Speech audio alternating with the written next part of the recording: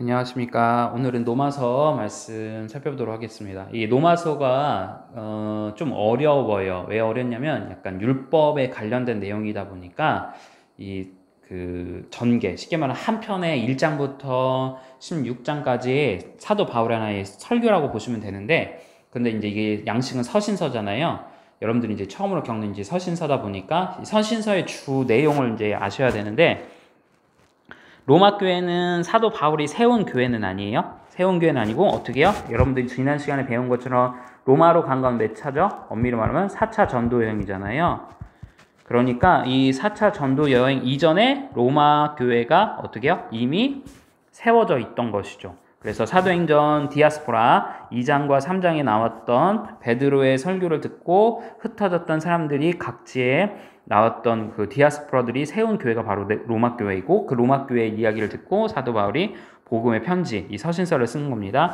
서신서의 주 목적은 뭡니까? 당연히 교회에 문제가 있잖아요. 지금의 이제 전화나 뭐가 있으니까 빨리 비행기가 있으면 바로 가고 뭐 어떤 내용들, 교회의 문제들을 해결할 텐데, 그 당시엔 그게 없잖아요. 그러니까 어떻게 해요? 이 서신을 보내서 교회 문제에 대해서 알려주고 그 문제에 대한 해결책, 솔루션을 주는 것이 이 서신서의 주목적입니다. 그래서 로마서부터 나오는 모든 서신서들은 대략 한 13권 되는데, 이 서신서들은 결론은 뭐예요? 서신서들은 대부분이 교회의 문제에 있는 것들에 대해서 사도 바울이 이 문제를 해결하고자 썼구나. 그러면 그 교회의 문제가 무엇이냐를 찾아야 되는 것이죠. 그리고 그 문제를 해결하고자 하는 겁니다. 근데 보통 이 당시에 문제는 크게 두 가지인데요. 첫 번째는 유대교에 대한 율법주의적 행위구원에 대한 내용이에요. 율법주의의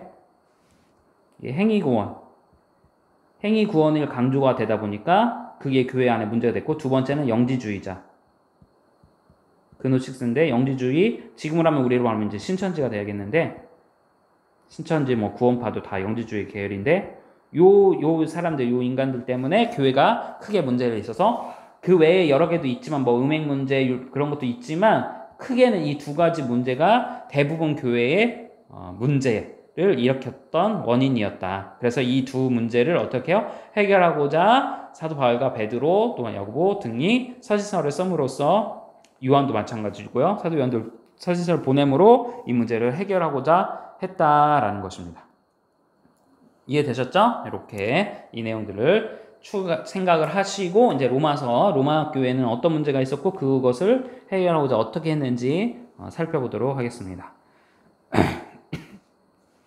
자, 로마서 1장 나오는 이걸 약간 잠언서 내용처럼 좋은 말씀의 문구들이 있거든요. 잠언서처럼 이해를 하면서 나아가면 되겠어요. 큰 굵직한 줄기가 잠언서에도 이제 지혜가 곧 예수님을 의미하고 예수님을 가까이 한다. 그리고 죄를 어떻게 우리가 멀리할 것인가에 대한 어떤 경건 생활에 대한 것들이 이제 잠언서에 녹여져 있는 것처럼, 로마서도 이 구원에 대한 두 가지 이 문제를 해결하고자 하는 내용에 대한 솔루션의 해결책가 쭉 흐름 가운데 있지만, 그러면서도 그 가운데 잠언의 주옥 같은 말씀들, 교훈되는 말씀들이 있듯이 이 로마서도 신앙의 교훈이 되는 말씀들이 이렇게 있어요. 그래서 그 두 가지의 흐름을 파악하면서 여러분들이 로마서를 살펴보면 되겠습니다.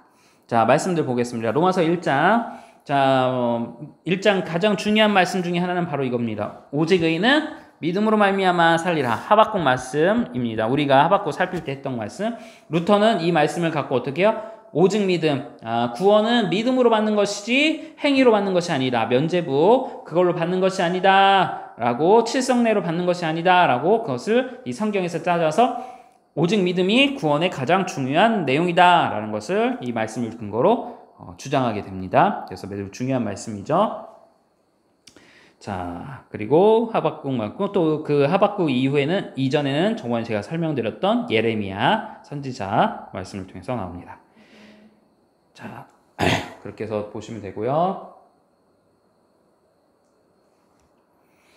그리고 이방인의 죄에 대해서 설명이 나오고 있고요. 이방인의 죄는 무엇인지 말씀을 통해서 쭉 보시면 되겠는데, 결국은 예수 그리스도의 복음에 대해서 모르는 것이죠. 네, 그것이 죄인 것을 우리가 볼 수 있고, 결국은 예수님을 믿어야 구원을 얻는다라는 겁니다. 우상숭배 똑같이 나타나고요. 그 내용들을 보면 되겠습니다.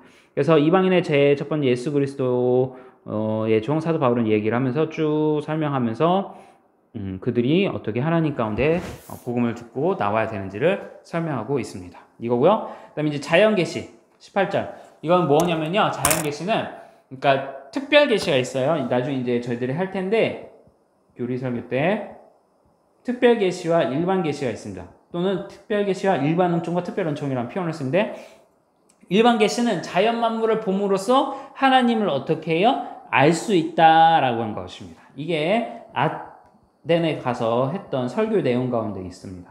사도행전에 나오죠? 사도행전에 보면 아덴 설교를 18장에서 17절 사도행전 17장에서 하는데 이 일반계시에 대한 내용을 해요.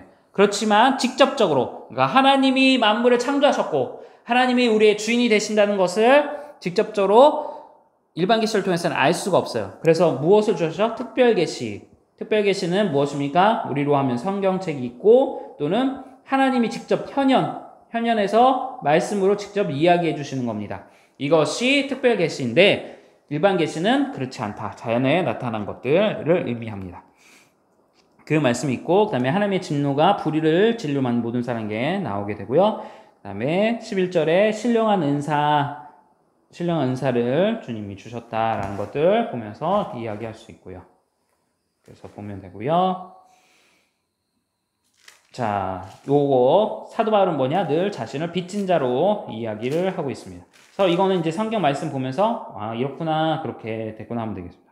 자, 빚진 자는 이방인에게 빚진 자 내용이고요. 그 다음에 28절에 상실한 마음을 들여서 하나님을 두기를 싫어하고 하나님께서 그들을 그 상실한 마음대로 버려두었다. 이거를 이야기하고 있고요.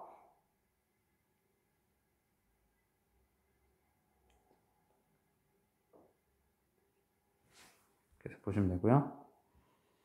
네, 이렇게 해서 말씀을 이렇게 보시면 되겠습니다. 그래서 여기 1장에서 가장 중요한 것은 복음은 성경을 믿고 요거 의인은 믿음으로 말미암아 산다. 루터가 얘기했던 내용을 보시면 되겠고요. 자, 2장의 내용은 율법을 주셨는데 이 율법은 무엇이냐?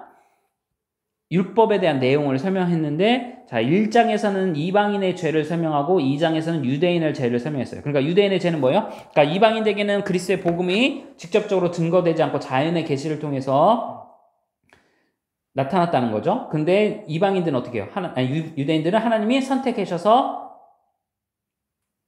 복음을 직접적으로 주셨죠. 네. 주셨는데도 불구하고 그들은 어떻게 합니까? 그 말씀을 그냥 따라가지 않는 것이죠. 그래서 그것을 이야기하는 거죠. 율법의 말씀을 주었는데도 불구하고 그 말씀을 거부했던 그들의 교만한 마음을 이야기하는 겁니다. 자, 하나님은 외모로 사람을 취하지 않는다. 이거 사무엘상 나오는 내용하고 이렇게 보시면 되고요. 자, 10절에 선을 행하는 각 사람의 영광은 존귀와 먼저일까 그 다음에 유대인과 헬라인에 있다. 그런 내용이 있고요. 중요한 거는 할례 29절.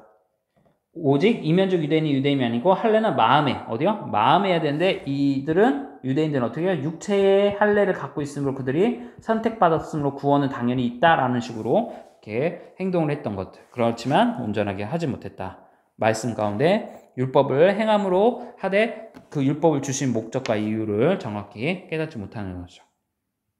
자, 그런 가운데 그러면 율법의 행위로는 구원을 받을 수 있느냐? 없다라는 거죠. 율법의 행위로는 구원을 받을 수 없다.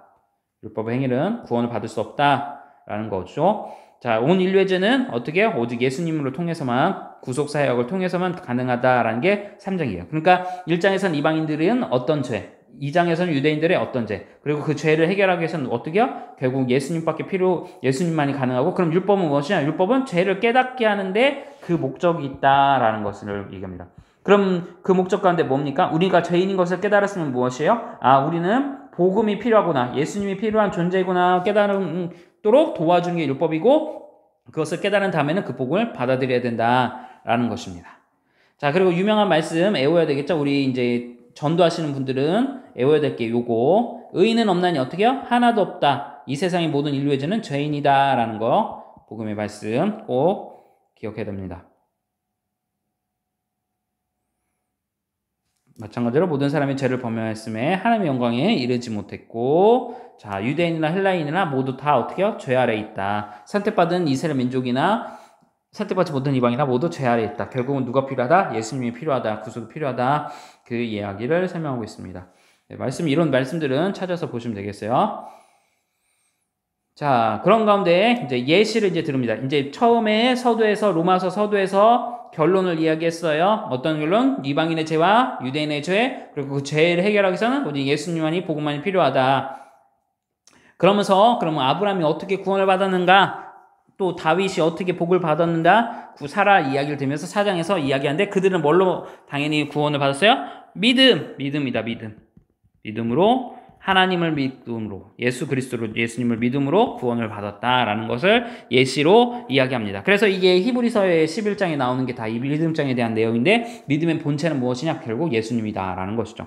그러니까 이 믿음을 우리가 우리 자신의 어떤 행위에 우리의 어떤 나타내는 우리의 상태로 생각하는데 그게 아니라 믿음의 주요 온전케 하신 이 예수를 받아 오직 믿음의 대상은 예수님이고 우리의 믿음의 행위가 아니라 믿음의 행위에 대한 것이 우리에게 있어서 구원을 얻는 조건이 되는 것이 아니라 그 믿음이란 건 결국 뭐예요? 하나님을 믿는 것이죠. 그것이 실체라는 것이에요. 그래서 믿음이 없이 하나님의 약속을 의심치 않고 믿음에 견고하여 져서 하나님께 영광을 돌렸던 이 아브람과 사라과 다윗 그 이야기를 설명하고 있습니다. 자, 5장의 내용은 무엇이냐면요. 아담과 하와 인류의 죄가 어떻게 이 땅 가운데 왔느냐라는 것을 볼 수 있습니다. 죄 가운데 있는 그 죄. 그래서 1장과 2장은 사실 이제 자범죄 들어보셨는지 모르는데 자범죄의 경우에 속할 수 있고요. 5장에 대해서는 이제 원죄에 대한 내용을 살펴보고 있는데 자범죄는 우리가 스스로 짓는 죄, 원죄의 영향 가운데 있어서 원죄는 우리가 태어날 때부터 죄인인 것, 유전으로 받는 죄를 이야기하죠. 그것이 어떻게 나옵니까? 결국은 이 아담과 하와가 선악과를 따먹음으로써 나타났다라고 사도 바울이 5장에서 이야기하는 것이죠. 네. 5장에서 이야기를 하는 것이 나옵니다. 자, 그리고 그러면 또 이제 이런 표현이 있어요. 뭐냐면 하나님께서 은혜로 우리를 구원하신데 죄를 많이 지은 사람이 그 용서함을 많이 받았잖아요. 그러므로 인해서 은혜가 더 크다라는 것을 설명을 하는데 그렇다고 해서 우리가 죄를 지을 수 있느냐? 그럴 수 없다라는 게 이제 9장 20절의 내용이고요. 자, 그리고 우리를 죄로부터 자유하게 하신 이유는 뭐예요? 화평케 하려고. 누구와? 하나님과 인간을 화평케 하려고. 죄는 단절을 시켜요. 그런데 예수님이 어떻게 해요? 그 사이에 그래서 중보자라는 표현을 쓰는 거예요. 중보. 그러니까 싸웠어요. 하나님과 인간이 싸웠는데 그것을 어떻게 해요? 예수님이 하회시킨 거예요. 하회. 그래서 예수님이 그 중간에서 하회시켜서 중보자가 되신다. 그래서 화평 그 이야기를 계속 설명을 이렇게 단어를 갖고 와서 설명을 하는 것입니다. 자, 5장의 내용은 그거고요. 그래서 죽음의 죄에 대한 정의 이런 것들 이야기를 설명하고 있습니다. 예수님. 이 말씀도 유명하죠? 의인을 위하여 죽는 자가 혹 있을 수는 있지만 죄인을 위해서 죽는 사람은 그렇게 많지 않다. 그러니까 예수님이 어떤 분인가 이야기를 하고 있고요. 자, 6장. 아까 말씀드렸죠? 죄가 많은 것은 은혜가 넘치고 그렇다고 해서 은혜를 더하려고 죄를 더하겠냐? 그럴 수 없다. 이야기하고. 자, 이제 서신서에 나오는 것 중에 이제 세례라는 게 이게 나와요. 세례. 자, 세례가 나오는데 로마서에서 뭐 예를 들어서 골로새서, 고린도전서 등등 이 세례에 대한 표현이 각각 설명이 나와요. 세례에 대한 표현. 자, 어떻게 되냐? 로마서에서는 그리스도와 예수님, 이제 헬라어로 크리스토스인데 약자인데 예수님과 지저스, 예수님과 합하여서 예수님과 합하여 세례를 받았다라는 표현을 쓰고 갈라디아서는 옷 갈아입는다 표현 쓰시면 되겠어요. 옷 입음. 그리스도를 옷 입음. 이거 내리 성경이 다 나와요. 내리 성경. 그리스도를 옷 입는 거. 그래서 이렇게 외우시면 돼요. 옷 갈아입는 게 세례구나. 옷 갈아입는 게 세례이다. 갈라디아서는 옷 갈아입는 것을 세례로 표현했고 골로새서는 골로 간다. 장사. 그러니까 장례 치른다를 세례로 봤어요. 그리스도와 함께 죽는다. 그거를 골로 간다. 그렇게 장사를 세례로 표현했고 고린도전서에서는 모세가 홍해를 건넜잖아요. 홍해를 건너는 장면을 세례로 표현했어요. 세례로. 고린도 교회를 가기 위해서는 물을 건너야 돼요. 그래서 홍해를 건너는 그것을 세례로 표현했다 라는 것이에요. 그래서 6장에서는 그리스도와 죽는 것을 세례로 표현했고, 이 말씀은 은혜 아래 있다 이 말씀도 있고, 의의 종, 우리를 의의 종, 의의 병기로 부르셨다, 이렇게 말씀들이 있습니다. 그래서 6장은 물에 빠진 자들을 구원하시는데 예수님께서 죽으시고 은혜를 더하시면서 이렇게 했다. 6장의 내용들 보시면 되고요. 자, 그 다음에 7장. 7장은 요 말씀이 유명해요.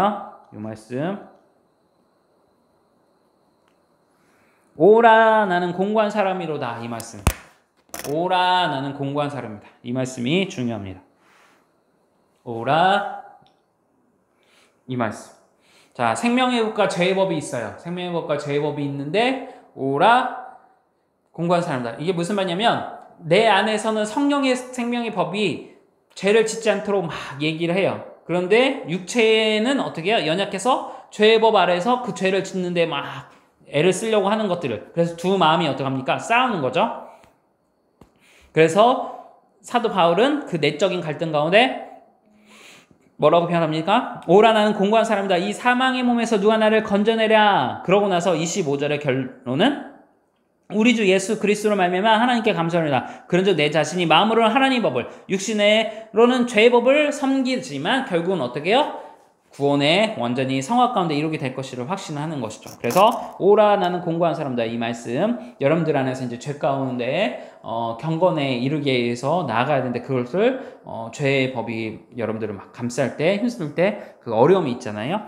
그래서 이제 구원파가 요거를 파고드는 거거든요. 죄에 대해서. 너 구원받았다며 근데 왜 죄를 계속 져? 라고 표현하지만 성경은 그렇지 않다. 우리는 구원을 받았지만 죄의 영향 아래 가운데 있다. 완전한 구원. 그러니까 우리는 지금 구원의 확증을 받은 거예요. 확증. 이 구원의 완성은 언제예요? 구원의 완성은 언제냐? 우리가 영생, 그러니까 천국 갔을 때 받는 것이죠. 자, 그래서 이 과정을 뭐라고 해요? 거룩해져가는 과정을 성화라고 하고요. 완전한 예수님과 몸의 모습으로 된 게 영화라고 표현합니다. 영화. 그래서 우리는 성화의 과정 가운데 있어요. 근데 그 성화의 과정이 이렇게 일직선으로 쭉 막 아니면 이렇게 해서 쭉 이렇게 올라가서 성화의 그 예수님의 몸, 그리스도의 예수님을 닮은 그런 우리 모습으로 확 올라가지 않아요. 이렇게 가지 않고 신앙의 그래프는 이렇게 가지 않아요. 가지 않고 어떻게 가느냐? 이렇게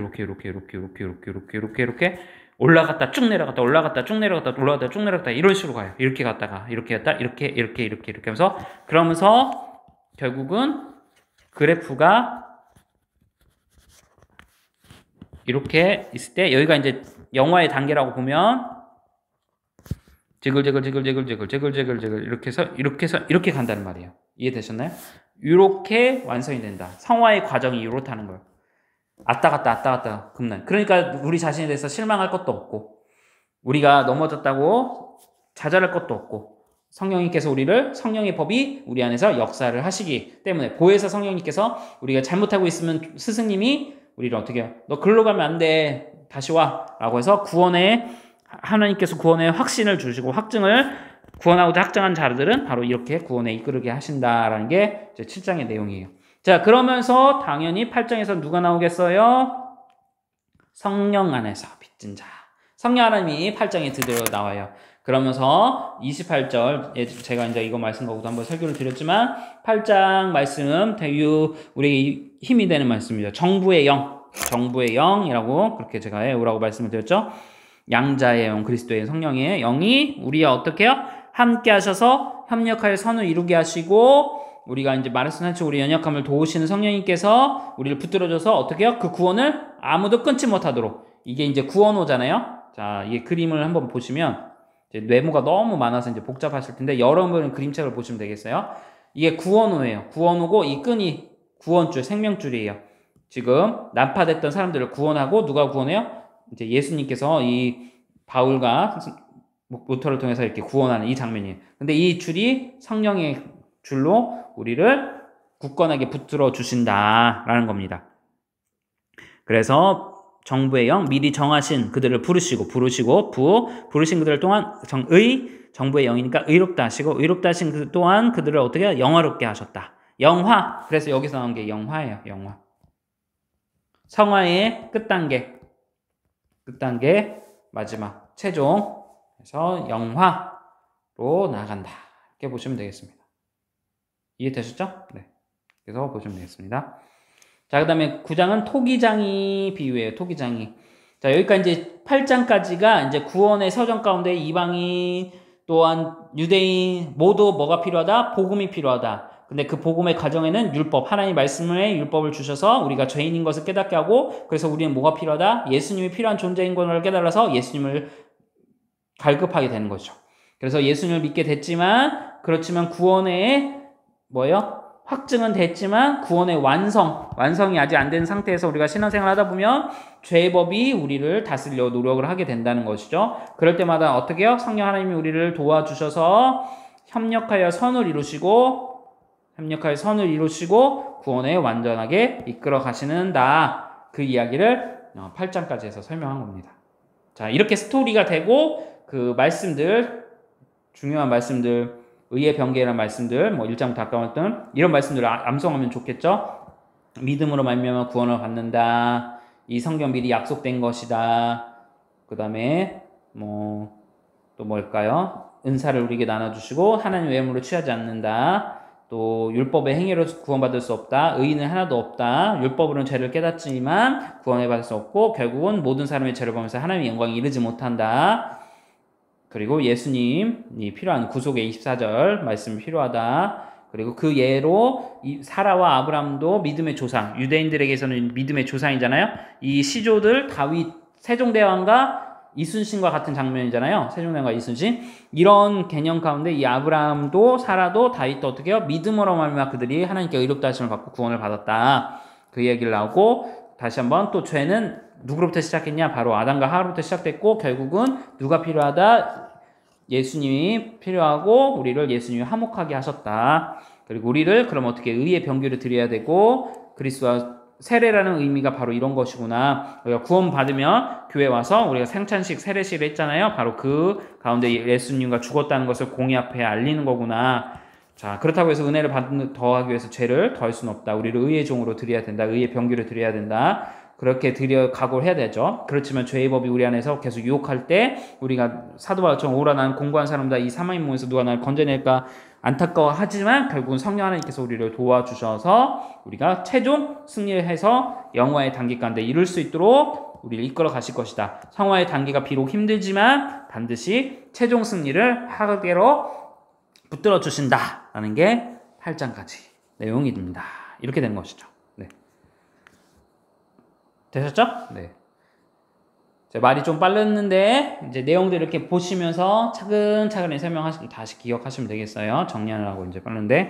자, 그다음에 9장 토기장의 비유 예레미야에서도 살폈죠. 예레미야. 자, 무엇입니까? 하나님의 이제 이걸 갖고 이제 예정설 이제 표현을 하지만 설은 저번에 말씀드린 것처럼 칼빈의 성경을 기록한 그냥 이론이에요. 이론.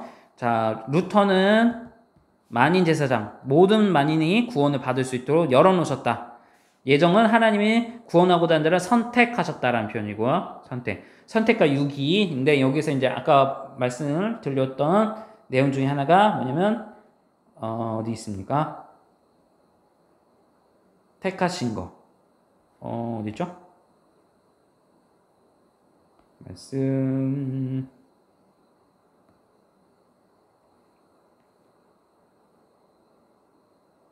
그 말씀은 선택했다는 말씀이 있었는데 선택과 유기거든요. 선택과 유기. 이게 이제 예정론인데 이것을 강조하고자 하는 이유는 칼빈이 이야기한 거나 이제 루터나 또는 존 웨슬리, 감리교 창설자 이들은 이제 이야기해서 만인 구원설 이야기하는데 여기서 이제 우리가 조금 갈리긴 하는데 강조점이 달라서 그래요. 자, 칼빈이 종교개혁 당시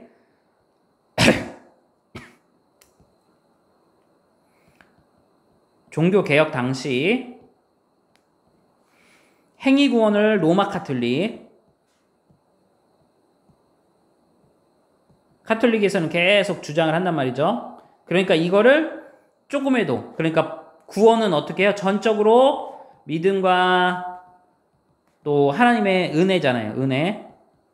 은혜로 구원을 받는 것인데, 인간의 어떤 성찰과 인간의 노력으로 구원받을 수 있는 것을 얘기해서는 안 되거든요. 그러니까 여기서는 주장한 게 면죄부. 돈 주고 사는 거죠. 죄를 용서받을 수 있다. 돈을 교회에다 헌금해라. 어떤 이제 이게 내용은 어떻게 된 거냐면 대성당을 짓게 된 건데 로마에. 근데 돈이 없어요. 그러니까 그 교황 중 한 명이 어떻게 합니까? 주교 중 한 명이 돈을 헌금을 해야 되겠다. 쉽게 말하면 우리 교회에 뭔가 건물을 지려고 해요. 근데 그냥 헌금 내세요 하고 안 내잖아요. 그러니까 어떡하냐? 너희들 혹시 부모님 중에 또는 가족 중에 예수님 안 믿고 간 천국 이제 그 죽은 사람이 있느냐? 얘기한 거예요. 그러면 이 사람들이 어디 있느냐? 연옥에 있다는 거예요. 연옥. 그래서 너희들이 교회에다가 헌금을 하면 우리들이 사제들이 우리 주교들이 교황들이 이들을 위해서 기도를 해준다. 그러면 어떻게 해요? 이 헌금으로 인해서 이 사람들이 어떻게 천국 갈 수 있다. 이런 말도 안 되는 이야기를 하는 거예요. 이해되시나요? 그리고 너희들이 교회에다 헌금을 하면 너희들 천국 갈 수 있다. 예수님을 믿어야지 구원을 받는 것이지 헌금 낸다고 천국 가는 게 아니거든요. 이런 말도 안 되는 말을 하니까 칼빈이 이거를 아예 그냥 시도 조금이라도 말을 못하도록 한 게 이 예정설이에요. 구원은 전적으로, 그러니까 예정설의 사실의 핵심은 선택과 유기지만 누가 구원을 받았냐 안 받았냐가 아니라 하나님의 절대 주권이 핵심이에요. 이해되시나요? 그러니까 구원은 인간의 선택이 아니라 전적인 하나님의 선택, 그러니까 하나님의 주권이다. 주권사상. 이것이 예정설의 핵심이에요. 이해되시나요? 저는 이게 맞다고 봐요. 그러니까 우리가 하나님 우리 영혼을 구원해서 누구로 해서 기도를 하잖아요. 도고기도, 뭐 중보기도처럼 하나님 우리 누구 좀 구원해서 우리 자녀를 위해서 구원해서 여러분들 엄청 기도를 많이 한단 말이에요. 그렇게 기도를 할 수 있지만 결국은 누가 구원을 주세요? 하나님. 절대 주권자인 하나님께 구원이 있다는 것이 예정설의 핵심이에요. 이해되셨죠? 이렇게 해야지 로마 카톨릭에서 아무리 교리를 얘기해도 요걸 반박을 못하는 거죠. 이 예정설에 대해서. 그리고 그거의 예정설에 대한 핵심적인 바탕의 배경이 되는 게 뭐냐? 바로 이 토기예요. 무슨 말이에요? 토기장이가 토기를 빚는데 내 마음대로 토기장이 마음대로 빚잖아요. 근데 토기가 나 왜 이렇게 해줬어? 하면서 불평불만을 할 수 없다는 거예요. 토기장이는 자신의 뜻을 따라서 어떤 것은 국그릇으로, 어떤 것은 밥그릇으로, 어떤 것은 접시로, 어떤 것은 항아리로, 어떤 것은 김치도로 토기장이가 자기 뜻을 따라서 하는 거지 토기에게 의견을 묻고 토기의 뜻을 따라서 토기를 짓지는 않는단 말이에요. 결국은 전적으로 토기장이의 전적인 뜻이다. 그것이 무엇이다? 구원이다. 라는 것을 이야기하는 게 바로 이 로마서 9장을 이야기를 갖고 칼빈이 설명을 한 것입니다. 이해되셨죠? 자, 그리고 아브람 사라 이제 이야기를 쭉 하면서 85세에 이제 뭐 그런 내용들이 있었다. 호세아, 이사야 이런 말씀들 어떤 말씀들이 있었는지 그냥 이런 말씀들이 있었구나. 그래서 9장 한번 보시면 되겠어요. 결국 핵심은 토기장이, 9장은 토기장이. 요거만 이 그림을 토기장을 반드시 기억하셔야 되겠어요. 자, 그 다음에 10장 갈게요. 10장은, 자, 10장의 또 중요한 말씀 중에 하나는 뭐냐면, 자, 요 세 가지인데, 자, 여기 성전인데, 성전이 이렇게 둠식으로 돼 있는데, 얘가 뭐를 꼈냐? 헤드폰을 낀 거예요, 헤드폰을 꼈어요. 그래서 뭐예요? 이거는? 믿음은 들음에서 난다, 들음. 그러니까 믿음, 여러분들의 믿음이 성장하려면 어떻게 해요? 하나님의 말씀을 듣는 거예요. 여러분들 제가 이렇게 3년 동안 우리 부평중학교 와서 계속 이 말씀 양육을 하려고 하는 게 뭐예요? 여러분들을 어떻게 해요? 하나님 말씀으로 듣게 하려고 하는 거죠. 들어야지 복음을 알고 들어야지 여러분들의 믿음이 성장하고 들어야지 예수님을 사랑하게 되는 거고요. 이게 하나님이 우리에게 주신 원리예요. 원리. 그러니까 이거를 외에는 방법이 없는 거예요. 그러니까 결국은 그리스의 복음, 전도를 왜 합니까? 주님은 이 복음을 들어야지만 구원에 이르도록 허락을 하셨다는 거예요. 이 방법 외에는 없어요. 외에는 없다고 이야기했어요. 그리고 그것을 들음으로 어떻게 입으로 시인해서 구원에 이른다. 근데 이 시인은 어떻게 해요? 성령 하나님에서 내적으로 말씀하게 하시는 거죠. 이게 구원의 단계. 구원의 단계에 있다는 것이죠. 이해되셨나요? 그래서 이 로마서 10장은 믿음은 들음에서 난다. 복음 전하는 자들 발이 아름답도다. 입으로 시인하여 구원에 이른다. 이해되시죠? 그리고 이제 율법에 대한 이야기를 이제 잠깐 또 할 텐데, 율법의 마침, 이제 4절에 한번 보시겠어요? 4절. 자, 율법의 마침. 자, 우리가 이제 율법을 딱딱한 걸로 이제 보통 세는데, 그리스도를 믿는 자에게 의를 이루게 하여 율법이 마침이 되셨다라고 하면서 율법의 마침을 했는데, 자, 아까 이 정보형은 이 8장 내용이에요. 정하시고 부르시고. 자, 우리가 율법에 대해서 이제 갈라디아에서 할 때 좀 설명을 드리긴 하겠지만, 자, 율법은 로마서에 의하면 죄를 깨닫게 하고 있어요. 그럼 보통 이 율법은 뭘 얘기하냐면 모세오경을 설명하게 해요. 모세오경. 이거를 히브리어로 토라라고 해요. 토라. 모세오경. 율법 모세오경. 모세오경은 뭐예요? 창세기 이미 했죠. 출애굽기, 레위기, 민수기, 신명기. 이렇게 5개 성경책을 율법으로 하고, 그런데 또 이 율법에는 바리새인들이 만든 또 내용인데 356가지 지켜야 할 또 내용도 있어요. 요 모세오경에 나오지 않은 그 외의 것들. 뭐 예를 들자면 안식일 날 발걸음을 어떤 일을 하기 위해서 뭐 5발걸음 뭐 이상 뛰면 안 돼. 뛰면 안 된다. 뛰지 말라. 뭐 걸음은 30보 이상 걸으면 안 된다. 이어서 뭐 등등 이렇게 막 말도 안 되는, 불 피우지 말라는 거는 뭐 등등 해서부터 엘리베이터도 타면 안 돼요. 엘리베이터를 어떻게 하냐면 건물 올라올 때 계단으로 절대 가면 안 되고 엘리베이터 타야 돼. 엘리베이터. 이것도 구체적으로 나와요. 뭐 율법 계속 바뀌면서 이런 356가지 그 성경 외의 것들을 더 막 만들었어요. 그래서 이거를 예수님이 어떻게 해요? 엄청 비판하신 거죠. 그러면서 율법의 마침, 율법의 완성은 뭐예요? 사랑이다 라고 표현했어요. 사랑이다. 율법의 마침을 누가 하셨어요? 예수님이 하셨다. 그래서 율법의 가장 큰 계명은 뭐예요? 1계명이 하나님 사랑, 두 번째가 이웃 사랑. 이렇게 봐야 돼요. 근데 이 이야기를 표현할 때 이 율법은 죄를 깨닫는 개념으로만 우리가 이해를 하면 이 사랑에 가지를 못해요. 여기까지 가야 되는데, 요 율법은 죄를 깨닫는다는 여기에서 말한 것의 기능적인 부분은 그 유대교인들에 대해서 사도 바울이 이야기하기 위해서 이야기한 거고, 결국은 율법은 단순하게 딱딱한 것으로만 꼭 이렇게 지켜야 되고 막 356까지만 해야 되는, 지켜야 되는 어떤 외적인 것으로만 우리가 생각해서는 안 되고, 율법의 본질은 뭐다? 사랑이다. 를 기억하셔야 돼요. 아셨죠? 율법 안에 이런 내용들이 지켜야 할 항목들이 많이 있지만 결국은 주님이 말씀하신 거 하나님 사랑, 이웃 사랑이 율법이고 이 모든 것 안에 다 이루어진다 라는 것을 기억해야 되겠습니다. 자, 이런 말씀 30절 있고, 자, 그래서 10장은 요거 3가지 말씀 기억하시면 되겠고, 율법의 의미 다시 보면 되겠습니다. 자, 11장 갈게요. 자, 이제 11장부터 여러분들 이제 기억해야 될 게 뭐냐면, 자, 로마서는 1장부터 16강까지 있는데 1장부터 10장까지가 교리, 조금 더 하면 이제 11장까지고요.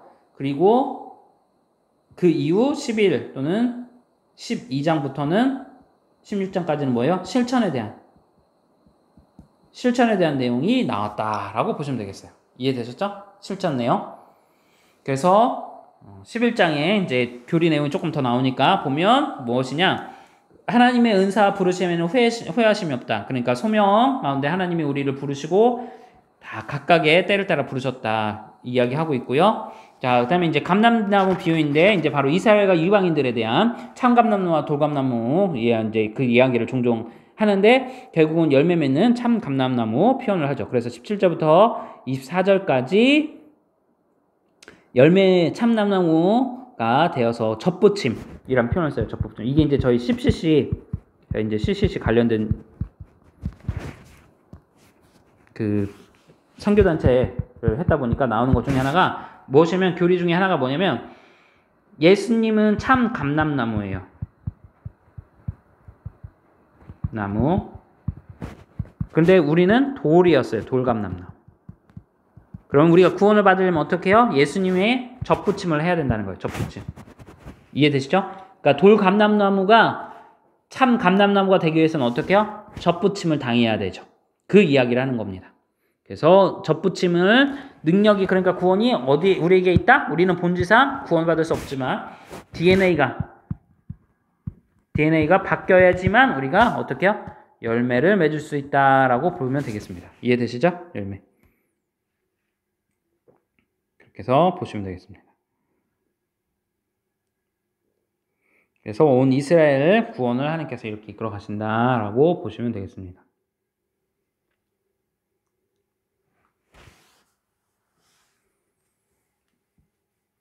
보시고요. 깊도다 하나님의 뭐 사역 등을 이렇게 해서 보시면 되고요.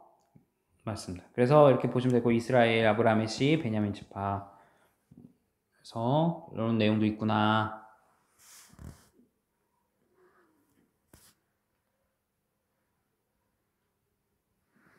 사도 바울의 이제 표현하는 것들 그래서 보시면 되겠습니다. 사도 바울이 제 자신을 이제 이야기하는 거고요. 그 다음에 온 이스라엘 구원. 이렇게 해서 교리가 이제 11장까지 나오고, 자, 구체적으로 이제 12장부터 이제 실천, 이제 조금 섞여 있고 11장은 보시면 되는데, 보통은 11장까지를 교리로, 그 다음에 12장부터 실천, 보시면 되고요. 자, 그래서 실천적인 내용들, 구원받은 사람이라면 우리 성도들은 어떤 것들을 해야 되냐? 잠언서처럼 낮은 데에 마음을 둬야 된다. 소망 중에 즐거워해야 된다. 자, 그 다음에 모든 사람과 더불어 화평할 수 있으면 해라. 원수 갚지 말라. 원수 갚는 게 누구에게 있다? 하나님께 있다. 그 다음에 이상의 생각 표현을 하면서 표현하고 이제 3절 말씀 이제 보면 그 이상은 품지 말고 오직 각 사람이 주신 뭐요? 믿음대로 해라. 믿음대로. 믿음의 분량대로 지혜롭게 해라. 이렇게. 그 다음에 손대접하기를 힘써라. 그 다음에 선을 속해라. 우는 자, 우리 이번 주일날 목사님 말씀이죠. 우는 자와 함께 울고 즐거워하는 자와 즐거워하라. 그 다음에 선으로 악을 이라. 악으로 갚지 말고 선으로 악을 갚라. 그 다음에 7가지 은사에 대한 이야기. 그래서 12장은 이렇게 이런 말씀 나왔습니다. 12장 말씀, 애울 말씀 좋고 여러분들 신앙생활에 힘이 되고 용기가 되는 말씀 정말 많아요. 그래서 12장은 말씀들 많이 애우면 좋을 것 같아요. 자, 그 다음에 13장은 교훈은 뭐예요? 술 취하지 말라, 방탕하지 말라. 자, 저 술 한 모금도 안 됩니다. 뭐 그런 표현들 나오잖아요. 이제 성경에 술 먹지는 성경에 술 먹지 말라는 말 어딨냐라고 하는데 많아요. 잠언서 이번 여러분들 이제 보면 배웠겠지만 잠언서도 있고 자, 술 취하지 말라는 말은 있어도 술을 먹지 말라. 이 말씀 때문에 그래요. 이 말씀. 그런데 여러분들 그분한테 얘기하세요. 한 잔 먹으면 술 안 챈다. 안 찰까요? 자, 본인은 안 챘다고 생각할 수 있겠지만 한 잔 먹어도 여러분들 알고 있는 것처럼 알코올 측정기로 하면 어떻게 됩니까? 네, 삐 소리 납니다. 한 잔 먹어도 음주운전으로 걸려요. 그러니까 술 취하지 말라는 아예 관용적인 표현이지 먹지 말라는 표현이다 라는 겁니다. 이해되셨죠? 네. 자, 그리고 빛의 갑옷을 입어라. 사랑의 빛 외에는 어떤 빛도 지지 마라. 그래서 교회 안에서 사실은 금전거래. 제가 고향교회에서 계를 했어요. 교회에서 교회. 이거 하지 말라고 그렇게 얘기하는 대로 계를 하시더라고. 저희 어머니도 해갖고 이거 하지 말라고 그래갖고 내가 나중에 안 하셨는데 이걸로 인해서 상처받는단 말이에요.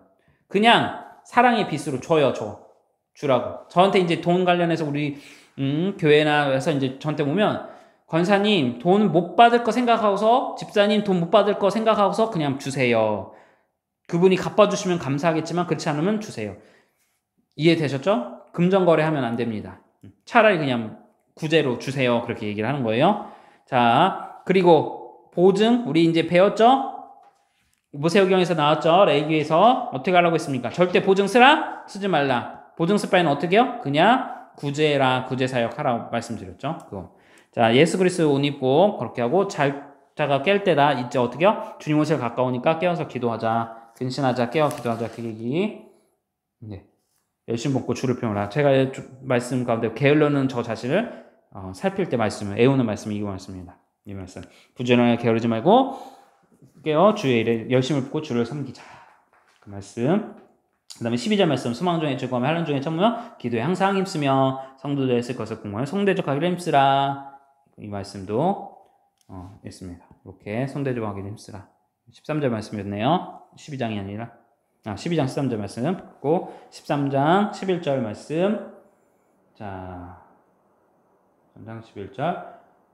자다가 깰 때가 벌써 되었으니 이제 우리의 구원의 처음 믿을 때보다 더 가까웠습니다. 자다가 깰 때가 되었다. 자, 이제 잘못 얘기했어요. 12장으로 13장 11절 말씀과 12장 11절 말씀을 제가 잘못 이제 설명드렸는데 이렇게 이해하시면 되겠어요. 그래서 지금은 깼다. 주님 오실 날이 가까웠다. 얘기한 거고 계속 보시면 되겠습니다. 그 다음에 14장은 요 그림이 중요해요. 요 그림이 중요해요. 요 그림. 이게 뭐냐면, 자,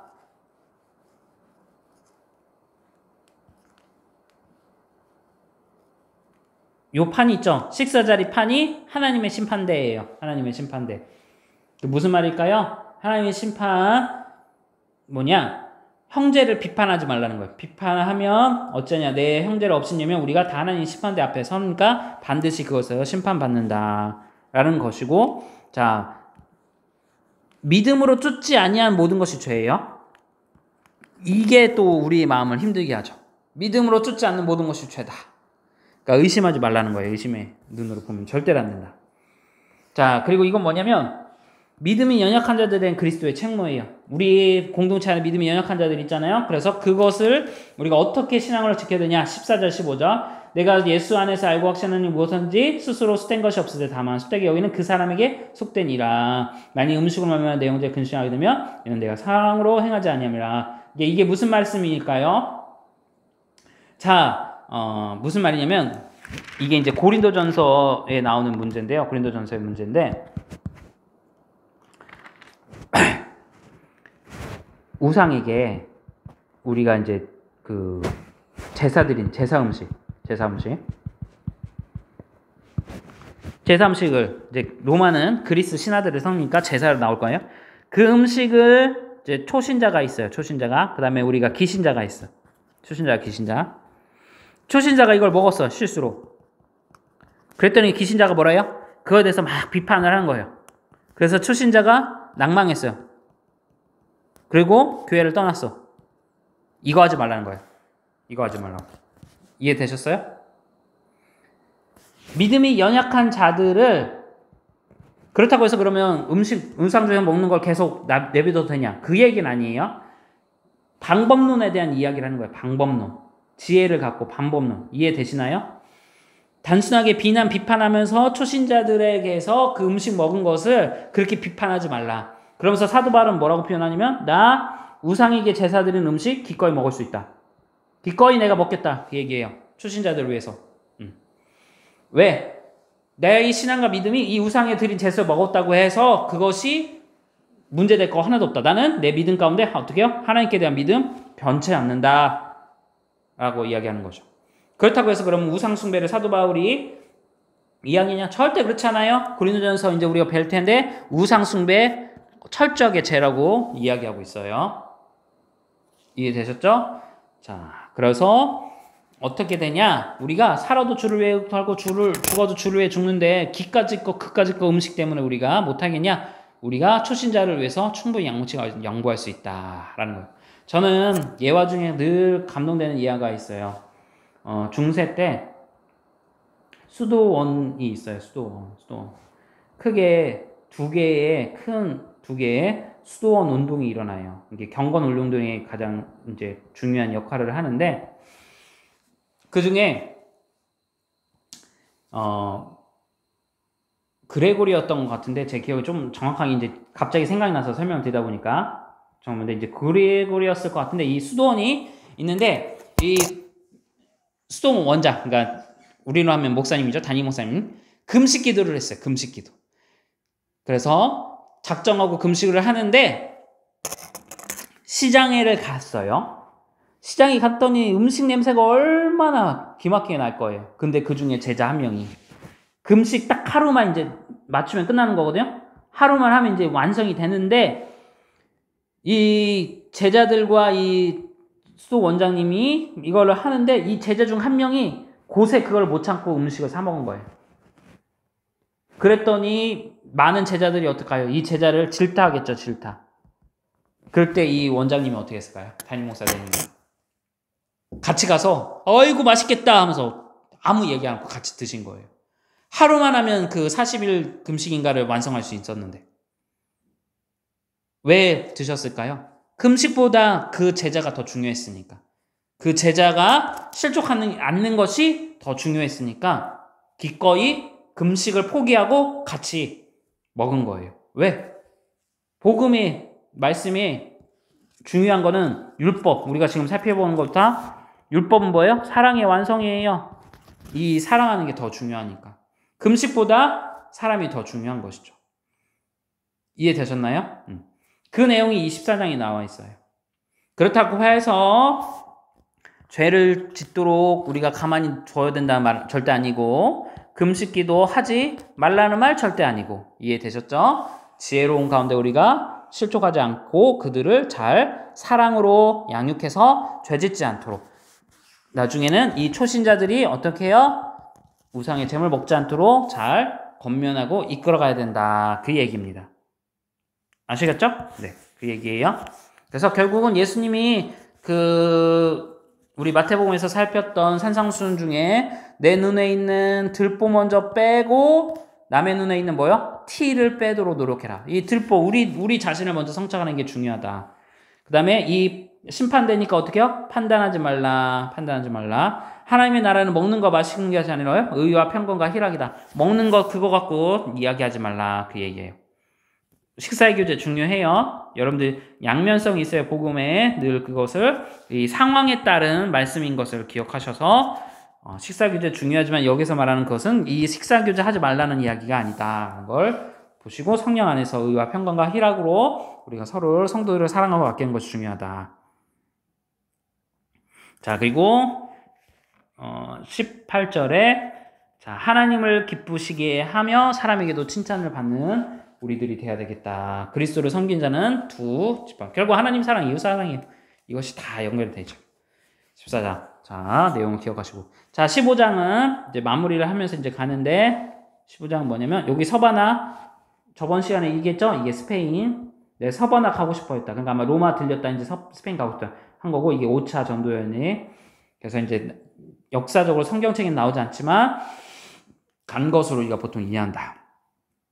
자, 여기서는 소망이 넘치길 얘기했고 남의 터 위에 집 짓지 않는다. 이게 무슨 말이냐면 우리 총회에서 최근에 이게 무너져서 좀 안타까운데 뭐가 있냐면 우리가 노예는 이제 그래도 지키는데 개척을 하잖아요. 개척을 하면 교회를 할 때 이 개척 교회가 같은 라인의 교회로 있어서는 안 돼요. 이해되시나요? 이 말씀 때문에 그래요. 남의 터 위에 집 짓지 않는다. 이 말씀 때문에.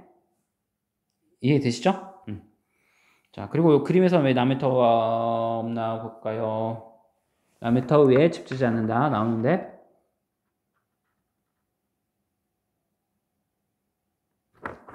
안녕.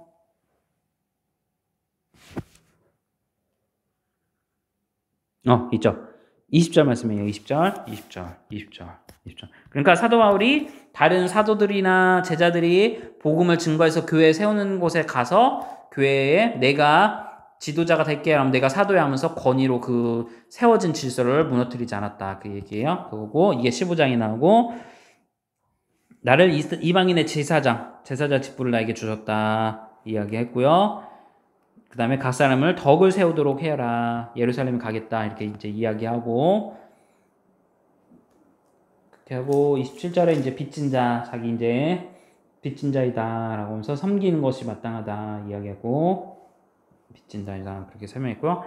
자, 평강의 하나님이 너에게 복 주시고 한다면서 아멘에서 축복하고 33절에 그 다음에 문안 인사 서신서의 이제 특징 중에 하나는 서신서 편지니까 늘 어떻게 해요? 누구누구 자리냐 해서 문안 인사를 해요. 이거를 처음에 하거나 그는 끝에 하거나 그래서 사도 바울의 서신서 특징 하나 이렇게 있다. 그래서 더디오 이야기하고 베베 뵙기를 원하고 유니아 누기오 이렇게 가이오에라서 베베를 이렇게 얘기했다. 유니아 얘기했고 이렇게 했고 브리스가 아굴라 아시죠? 네. 목을 내놓을 이 부부가 얼마나 이쁜지 진짜 제 기도 제목 평생 기도 제목 중 하나예요. 하나님 제 이제 목회할 때 이 브리스가 아굴라 그 같은 부부 만나게 달라고 늘 기도해요. 감사하게 많아요. 제가 갔던 교회들마다 교회가 힘들던, 교회가 풍성하고 평안하던 늘 이런 분들을 제가 만나서 함께 사역할 수 있었던 게 저에게 늘 복이었어요. 네. 이것을 정말 여러분들이 브리스가 아굴라 같은 정말 사도 바울에서 목이라도 내놓을 정도로 이렇게 충성스러운 귀한 분들이 되시기를 축복합니다. 루포의 어머니 아시죠? 저기 그 아리마대 요셉, 아니 아리마대 요셉이 아니라 그 저기 뭐야, 예수님을 위해서 대신 그 십자가를 졌던 루포의 어머니 나오고요. 그러니까 예수님을 졌던 이 말씀 때문에 그 예수님이 이제 십자가를 지러 갈 때 대신 졌던 사람 있잖아요. 그 사람이 이후에 또 복음을 받아들였고 그 자녀들까지도 이제 복음을 받아들였구나라는 것을 이제 알게 되죠. 보시면 되겠고요. 잠깐만요. 그 사람 이름이 갑자기 또 생각이 안 나서 한번 볼게요. 자, 봅시다. 이게 누가복음인가?